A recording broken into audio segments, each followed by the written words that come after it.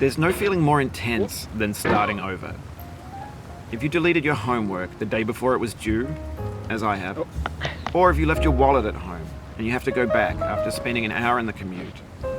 If you won some money at the casino and then put all your winnings on red but it came up black.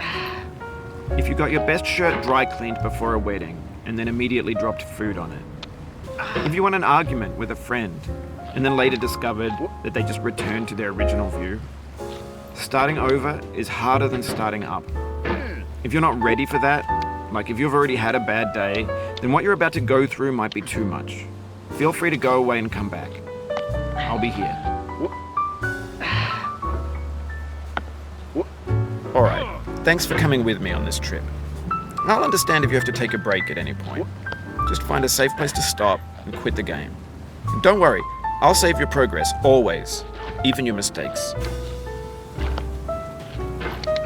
This game is a homage to a free game that came out in 2002, titled Sexy Hiking. The author of that game was Jazzuo, a mysterious Czech designer who was known at the time as the father of B games. And B games are rough assemblages of found objects. Designers slap them together very quickly and freely, and they're often too rough and unfriendly to gain much of a following. They're built more for the joy of building them than as polished products. In a certain way, Sexy Hiking is the perfect embodiment of a B game. It's built almost entirely out of found and recycled parts, and it's one of the most unusual and unfriendly games of its time. In it, your task is simply to drag yourself up a mountain with a hammer. And that act of climbing, in the digital world or in real life, has certain essential properties that give the game its flavor. No amount of forward progress is guaranteed.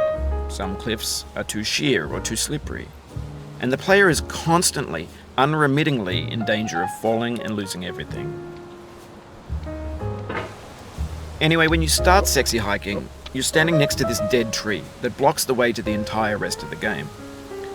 It might take you an hour to get over that tree, and a lot of people never got past it. You prod and you poke at it, exploring the limits of your reach and your strength, trying to find a way up and over. And there's a sense of truth in that lack of compromise. Most obstacles in video game worlds are fake. You can be completely confident in your ability to get through them once you have the correct method or the correct equipment or just by spending enough time. In that sense, every pixelated obstacle in Sexy Hiking is real. The obstacles in Sexy Hiking are unyielding, and that makes the game uniquely frustrating. But I'm not sure Jazzuo intended to make a frustrating game.